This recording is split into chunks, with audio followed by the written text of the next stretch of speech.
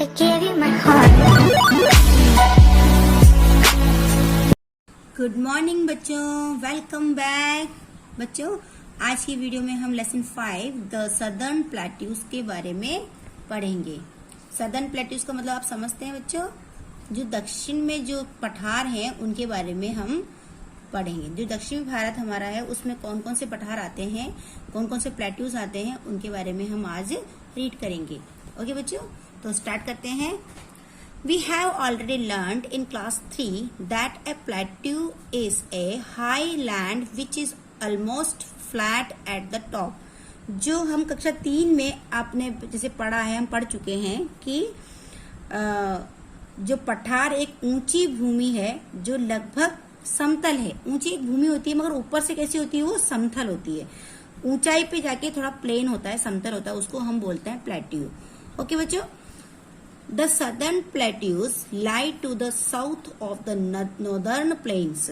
और जो दक्षिणी पठार हमारे उत्तरी मैदानों के दक्षिण में स्थित है। दक्षिणी पठार कहाँ पर स्थित है?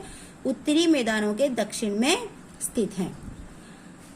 This area is like a cone in shape. और ये कैसा है? ये क्षेत्र कोन के शेप में, मतलब जिसे कोन नहीं होता है, ऐसा ये लगता है, उसका शेप कोन के जैसा है, ऐसा एरिया है।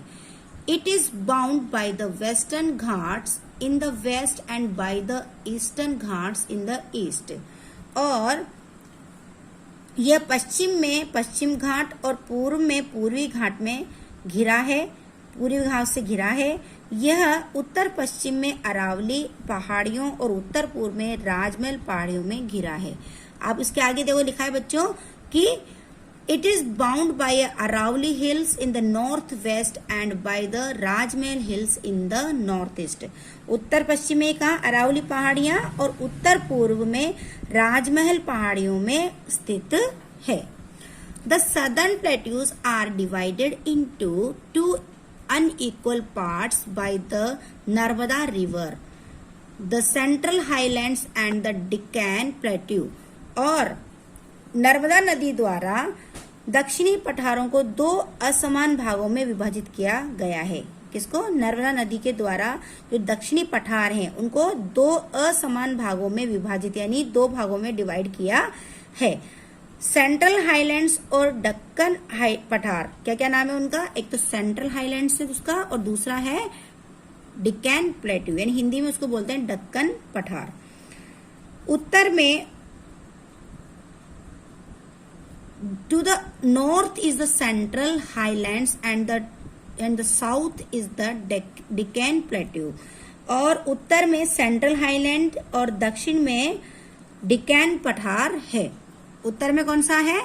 Central highland, and the south में कौन सा है? डिकैन प्लेट्यू। इसको दक्कन, हिंदी में बोलते हैं दक्कन पठार। अब आगे देखिए सेंट्रल हाईलैंड्स। सेंट्रल हाईलैंड्स में कौन कौन से आते हैं?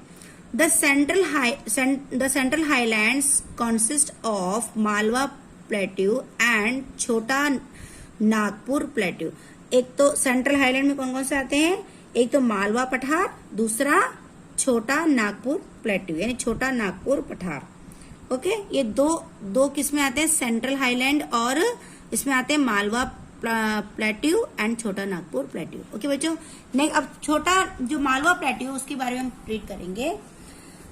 देखिए, पहला है Malwa plateau. The Malwa plateau is in the north west of central highlands. जो मालवा का पठार सेंट्रल हाईलैंड के उत्तर पश्चिम में है। जो मालवा पठार कहाँ पर है? मालवा प्लेट्यू कहाँ पर स्थित है बच्चों? North west of central highland, जो सेंट्रल हाईलैंड के उत्तर पश्चिम में स्थित है।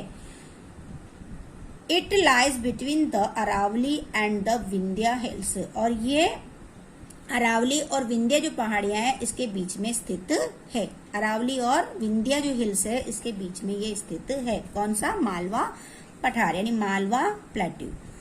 It slopes towards the north, therefore many reverse in this area join the Ganga and Yamuna.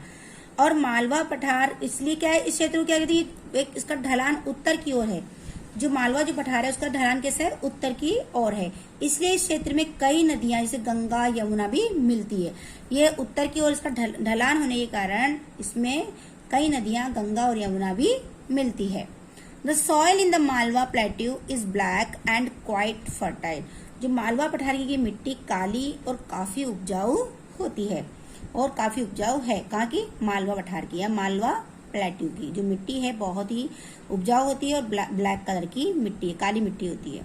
Cotton and oil seeds are the main crops grown in the area. Cotton और oil seeds यहाँ की जो प्रमुख फसलें हैं वो कौन कौन सी? कपास यानी कॉटन और तिलहन जो ऑयल सीड्स होते हैं, ये क्या है? यहाँ की मेन मतलब फसल है, यहाँ पर उगाई जाती है। मेन फसलें कौन कौन सी है?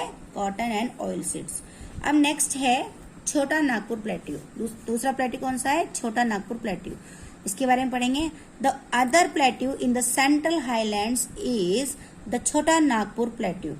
और सेंट्रल हाईलैंड्स का दूसरा पठार कौन सा है? छोटा नागपुर पठार। सेंट्रल हाईलैंड्स का दूसरा पठार कौन सा है? पहला पठार मालवा प्लेट्यू और दूसरा छोटा नागपुर प्लेट्यू।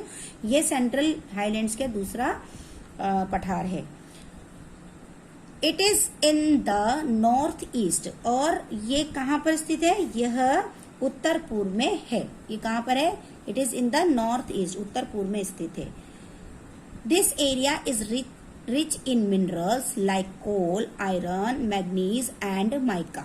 और यहाँ का जो क्षेत्र है कोयला, लोहा, मैग्नीज और अभ्रक जैसी खनिजों से भरपूर है, समृद्ध है। यहाँ पर कौन कौन से खनिज पाए जाते हैं? कौन कौन से खनिज? देखिए कौन कौन से हैं? Minerals, coal, iron, manganese and mica. ये इतने महत्वपूर्ण जो खनिज हैं उससे भरपूर है यहाँ पर। कहाँ पर?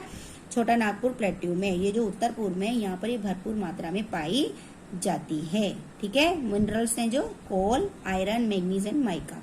तो बच्चों आज हम यहीं तक पढ़ेंगे और इसका दूसरा जो पार्ट है डेक्कन प्लेट्यू वो हम अगली वीडियो में पढ़ेंगे। तो मिलते हैं, तब तक के लिए बाय।